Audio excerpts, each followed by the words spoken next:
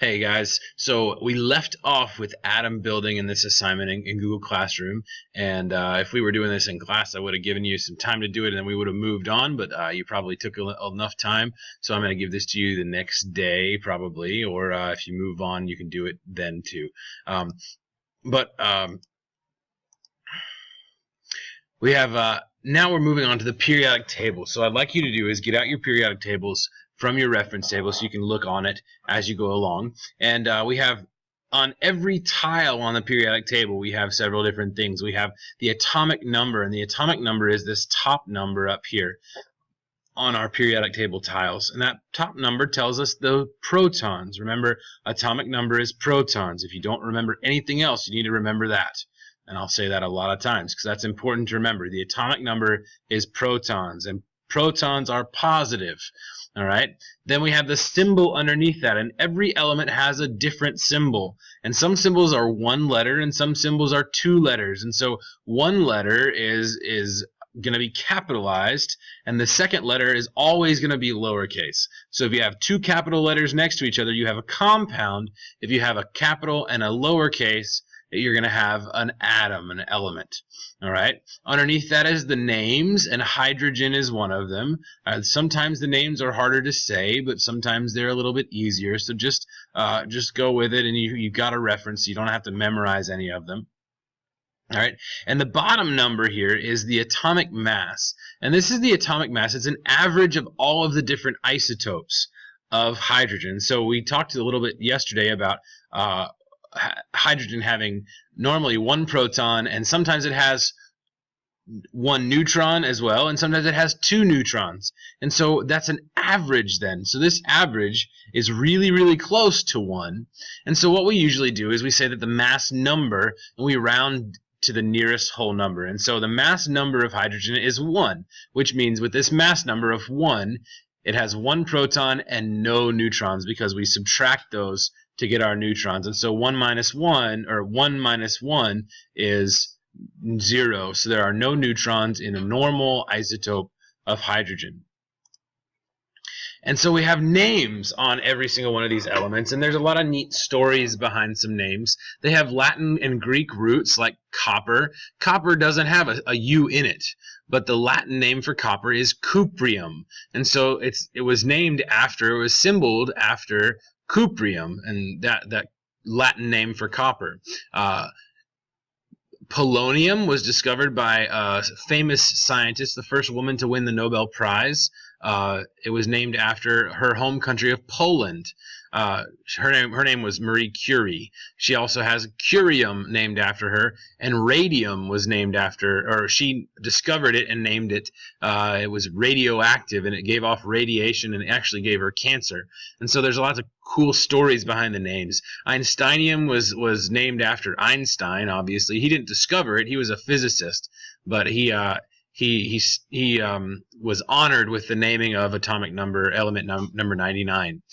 Plutonium was named after the Greek god Pluto, or the Roman god Pluto. Sorry, Greek god of war is Ares, not Pluto. Yttrium is an element that was found in Ytterby, Sweden, and so it was discovered in a place that has elements and things like that, and so they named it after the place it was discovered.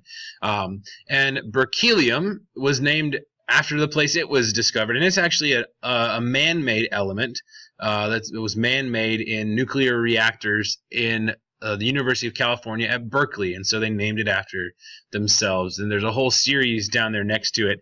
Americium, which was also discovered there, and californium was also discovered at Berkeley. And so all these elements were all discovered at the same labs because they were just working on trying to add protons and add neutrons to elements, and so they were able to create lots of different elements. The last one over here, promethium.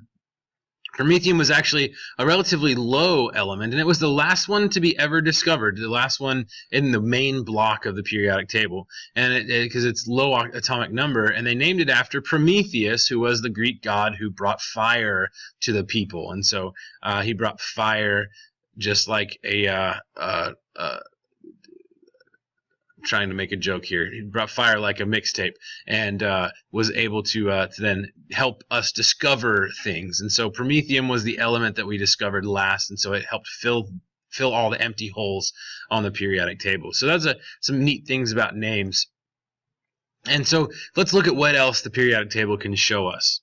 So this is a neat periodic table. So there are different rows on the periodic table. And so if we get those out, there are actually 7 different rows on the periodic table. And the periodic table has periods, and that's what it's named from. These periods are horizontal rows, and they're based on the energy level of the valence electrons. If you remember from our other activity, we had hydrogen and helium, and their electrons were in that first energy level.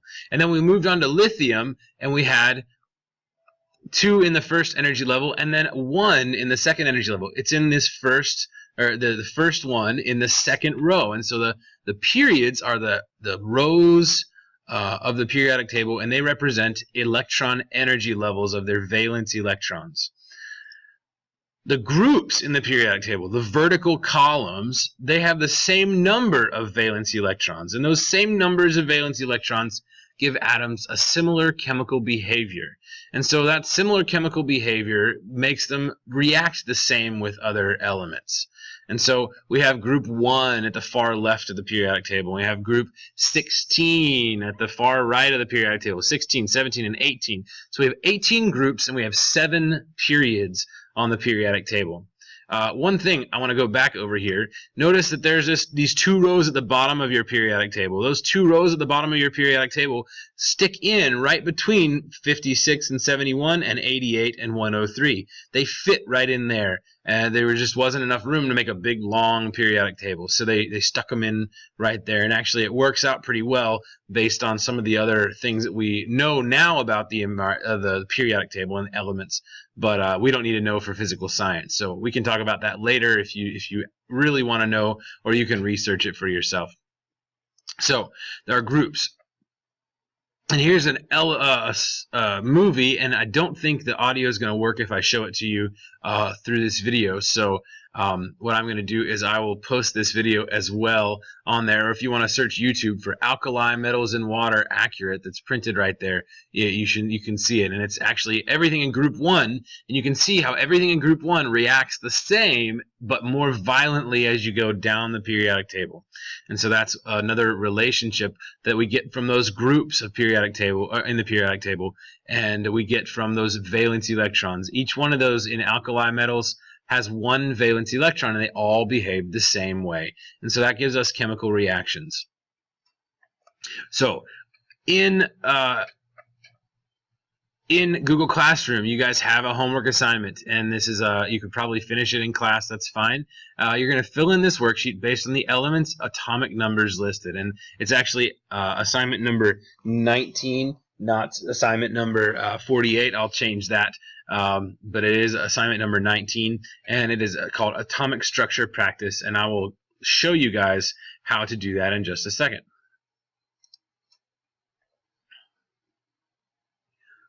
So you should open it in your Google Classroom assignment folder. It's called 19D Atomic Structure Practice. When you open the assignment that's been given to you, it will have your name on the end of it. And so when we do this, we want to look and go through and look at the atomic numbers.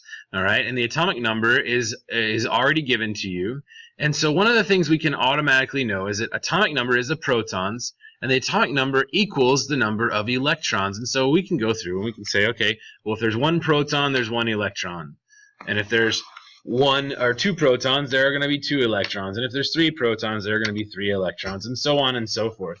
Now, we can also then go back and look at the periodic table and find our elements. And so our first element is hydrogen. And you could type that out, or you could just type the symbol, and that's fine too. And so we've got hydrogen, and then we've got helium, and then we've got lithium. And lithium is our third element, and so it's got 3 protons and 3 electrons. And then we go through the periods. Remember, periods are rows. So if you wanted to go underneath there and write rows, just so you could remember, that would be fine. And then groups are the columns. And so we could say these are the columns. And so we have hydrogen, and hydrogen is in the first period, and it's in the first group. We have helium. Helium is in the first period, and it's in group 18. And then we have lithium, which is in the second period. It's in the second row, and it's in group 1. And so we can go through there and find those out. Remember the rows and the columns. Now the hardest part for most of my students is finding the mass number. And if you look at your periodic table, the mass number of hydrogen, it says 1.008. But 1.008 is not the mass number. That's the average atomic mass. And so what we have to do is we have to round that number to the nearest whole. And so that is a mass number of 1. And so let's look at helium. Helium has a mass number of 4. The 4 comes from the average, and I don't have my periodic table sitting right in front of me, but whatever that average is, I think it's a little bit more than 4, 4.00 something, and so it's going to round down to 4. Lithium has a mass of about 6.9 something, and so 6.9 actually rounds to 7. And so we're going to have 1, 4, and then 7. So there's 3 protons and a mass of 7. Here we have 2 protons and a mass of 4. And here we have 1 proton and a mass of 1. So to find the neutrons, we just subtract these two numbers. So we have 1 minus 1 gives us 0. And then we have 4 minus 2 gives us 2 neutrons. And we have 7 minus 3, which gives us 4 neutrons.